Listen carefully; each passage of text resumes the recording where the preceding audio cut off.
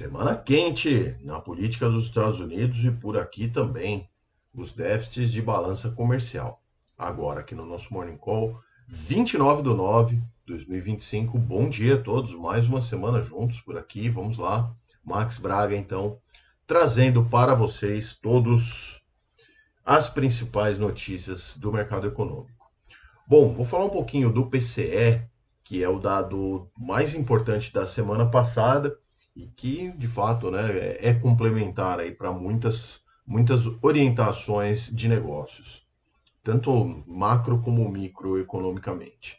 Bom, no final das contas, então, o dado veio avançando 0,3%, tá?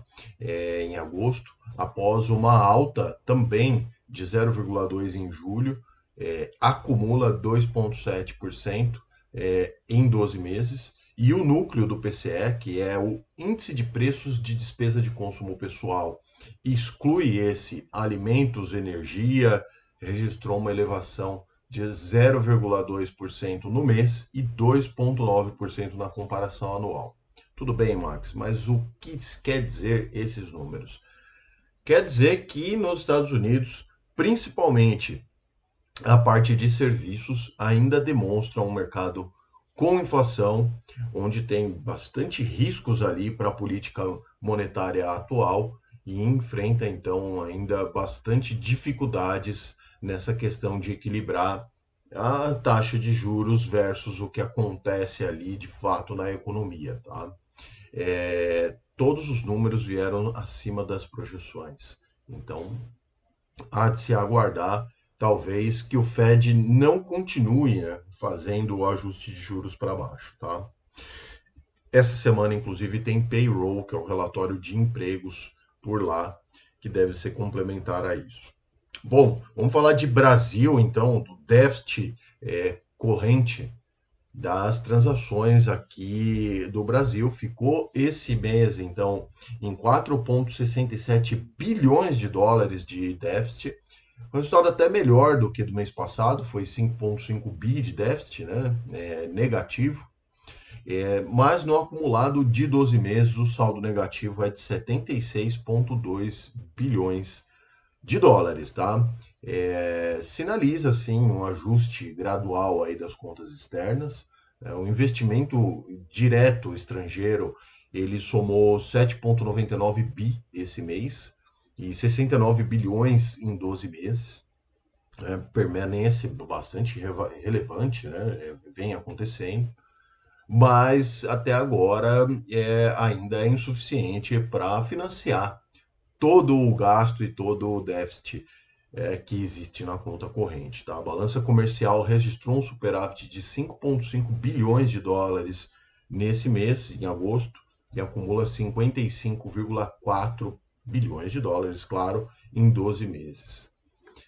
Bom, falar um pouquinho de bolsa para a gente falar do dia de hoje, tem bastante coisa no radar. Nova York, então, na sexta-feira fechou Nasdaq 0,44, S&P 0,59 e Dow Jones encerrou o dia de alta em 0,65. No Brasil aqui foi uma alta bem moderada, bem pequenininha, 0,10%, fechou aos 145.447 pontos.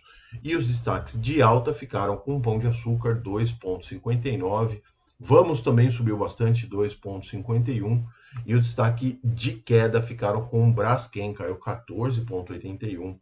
E MRV Engenharia, 2,1% de queda, tá?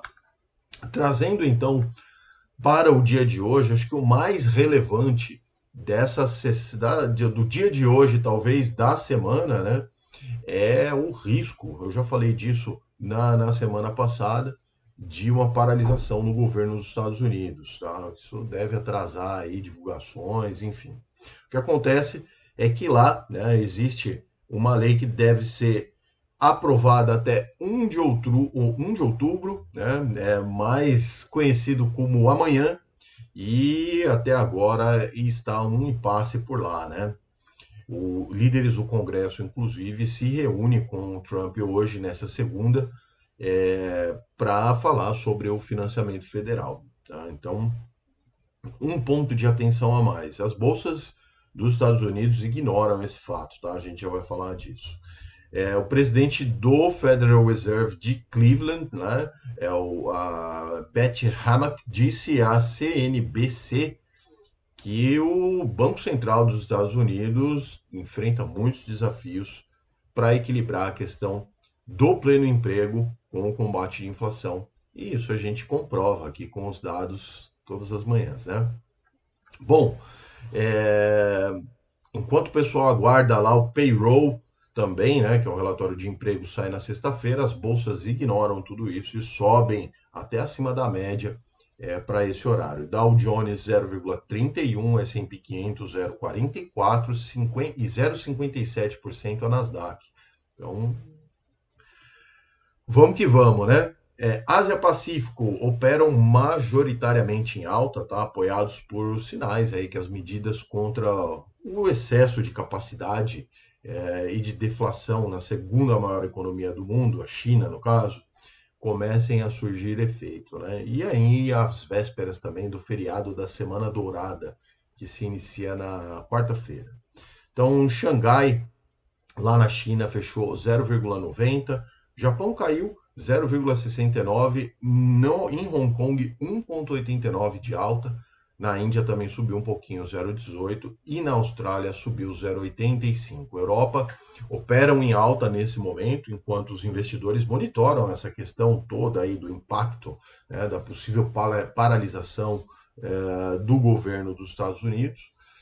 E né, tem alguns noticiários também na frente corporativa, né, com a companhia aérea, Lufthansa, etc. Enfim, os números são 0,27, o estoque 600 opera em alta, tá? Todo mundo em alta. Alemanha 0,02, quase no 0 a 0. Reino Unido 0,53, França 0,10 e na Itália é a única que cai. Perdão, né? Não é todo mundo em alta.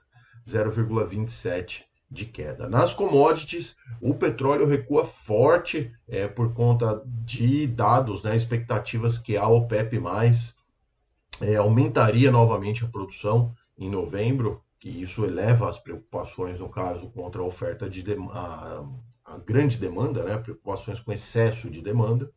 E o petróleo Brent, referência aqui lá para a nossa Petrobras, né, 1,17 de queda a 69 dólares e 31 centavos o barril. O minério de ferro também fechou lá em Dalian em queda, 1,57%. E por fim, o último indicador aqui do dia, o Bitcoin, deu uma recuperada aí, subiu 1,64%, cotado aos 112 mil dólares, tá? Então, é isso. Semana iniciada, pessoal, vamos lá.